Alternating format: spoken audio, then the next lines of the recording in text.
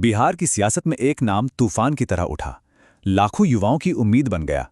लेकिन आखिरी मोड़ पर आकर वही नाम चुनाव हार गया। वो नाम है तेजस्वी यादव।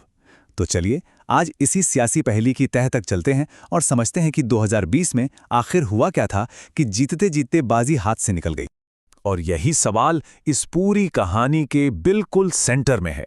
देखिए, सीधी सी बात है, जब आपकी पार्टी सबसे ज्यादा सीटें लेकर आए तो सीएम की कुर्सी पर आपका दावा सबसे मजबूत होता है। लेकिन तेजस्वी के साथ ऐसा नहीं हुआ। तो फिर कहानी में ट्विस्ट कहां आया? कहानी में आगे बढ़ने से पहले यह समझना बहुत जरूरी है कि तेजस्वी यादव जीत से बस चंद कदमों की दूरी पर थे। ये कोई मामूली हार नहीं थी, ये तो वो बाजी थी जो आखिरी पल में, बिल्कुल आखिरी पल में पलट गई। 75 ये वो नंबर है जो तेजस्वी यादव को सत्ता के दरवाजे तक ले आया था।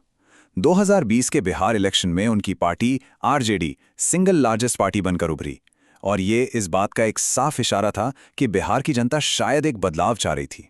पर सवाल यह है कि ये लहर उठी कैसे? तेजस्वी ने जनता की नब्ज पकड़ ली थी। उन्होंने उन मुद्दों पर बात की जो जमीन से जुड़े थे, बेरोजगारी, महंगाई और पलायन का दर्द। और उनका 10 लाख नौकरियों का वादा, अरे ये सिर्फ एक नारा नहीं था, ये तो लाखों युवाओं के लिए एक उम्मीद बन गया था। इसी वादे ने उनके पक्ष में एक जबरदस्त माहौल तैयार कर दिया। तो सवाल फिर वहीं आकर खड़ा हो जाता है, अगर इतनी बड़ी लहर थी, सबसे ज्यादा सीटें भी थीं, तो फिर हार कैसे गए? बस यहीं से ये कहानी थोड़ी और पेचीदा हो जाती है, क्योंकि ये हार सिर्फ एक हार नहीं थी, ये एक सोची समझी जवाबी रणनीति का नतीजा थी। असल में ये चुनाव ना दो अलग अलग रणनीतियों की टक्कर था। एक तरफ था तेजस्वी की पॉपुलैरिटी का तूफान, जो सड़कों पर, रैलियों में, हर जगह साफ दिख रहा था। और दूसरी तरफ थी एनडीए की खामोश तैयारी, जो पर्दे के पीछे से अपना काम कर रही थी। तो इस खामोश तैयारी में क्या था? देखिए, आखिरी दौर में एनडीए ने अपनी पूरी ताकत लगा दी। एक तो मोदी फैक्टर का इस्तेमाल हुआ, फिर नीतीश कुमार की एक अनुभवी प्रशासक वाली छवि को आगे रखा गया, और साथ ही मुफ्त राशन जैसी योजनाओं के जरिए तेजस्वी की लहर की धार को कम करने की कोशिश की गई। लेकिन इस खेल में एक और बड़ा प्लेयर था, चिराग पासवान की एलजेपी। उन्होंने एक बहुत ही स्मार्ट मूव चला, अपने उम्मीदवार सिर्फ जेडीयू के खिलाफ उतारे। अब हुआ ये कि जो वोट एनडीए के खिलाफ थे वो बढ़ गए।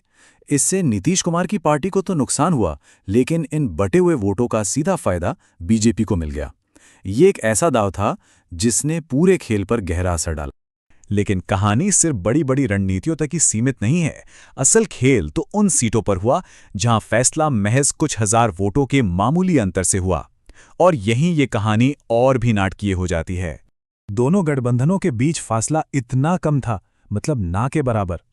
ऐसा लग रहा था जैसे पूरी सरकार का भविष्य एक पतले से धागे पर लटका हो। जरा सोचिए, बस कुछ सीटें इधर की उधर हो जाती और बिहार की आज की सियासी तस्वीर कुछ और ही होती। आपको पता है, कई सीटों पर आरजेडी के उम्मीदवार सिर्फ 1 से 2000 वोटों के फर्क से हारे थे। मतलब अगर कुछ 100 वोट भी इधर उधर हो जाते तो नतीजा पूरी तरह पलट सकता था। मुकाबला इतना ज्यादा कांटे का था। चुनाव के बाद तेजस्वी यादव ने खुद ये बात कही। उनका मानना था कि लोगों का वोट तो उनके साथ था, लेकिन सिस्टम ने, या यूं कहें कि पर्दे के पीछे के खेल ने उन्हें हरा दिया। ये बयान आज भी बिहार की सियासत में गूंजता है।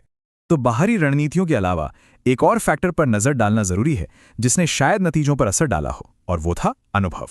तेजस्वी पहली बार मुख्यमंत्री पद का चेहरा थे। वो तेज थे, उनमें जबरदस्त एनर्जी थी, इसमें कोई शक नहीं। लेकिन राजनीति सिर्फ लोकप्रियता का खेल नहीं है, है ना? यहां राजनीतिक दांव पेंच और एक तरह के रणनीतिक सब्र की भी जरूरत होती है। शायद ये वो मैदान था जहां तजुर्बे की थोड़ी कमी रह गई। तो आखिर में सवाल ये उठता है कि इस हार का तेजस्वी यादव के भविष्य पर क्या असर हुआ? क्या ये उनके सियासी सफर का अंत था, या फिर एक नई शुरुआत? 2020 का चुनाव तेजस्वी हारे जरूर, पर वो खत्म नहीं हुए। बल्कि सच तो ये है कि उस एक चुनाव ने उन्हें एक नेता के तौर पर पहले से कहीं ज्यादा मजबूत बना दिया। और आज की तारीख में देखें तो तेजस्वी पहले से कहीं ज्यादा ताकतवर हैं। वो बिहार में सत्ता पक्ष के लिए सबसे बड़ी चुनौती बनकर खड़े हैं। 2020 की हार ने उन्हें मिटाया नहीं, बल्कि और भी बड़ा नेता बना दिया। और यही आज का सबसे बड़ा सवाल है, जिसे जनता ने एक बार जीत के इतना करीब पहुंचा दिया, क्या उसे दोबारा मौका मिल सकता है? 2020 की ये कहानी भविष्य के लिए एक बहुत बड़ा सवाल छोड़ गई है, और इसका जवाब तो अब आने वाला वक्त ही देगा।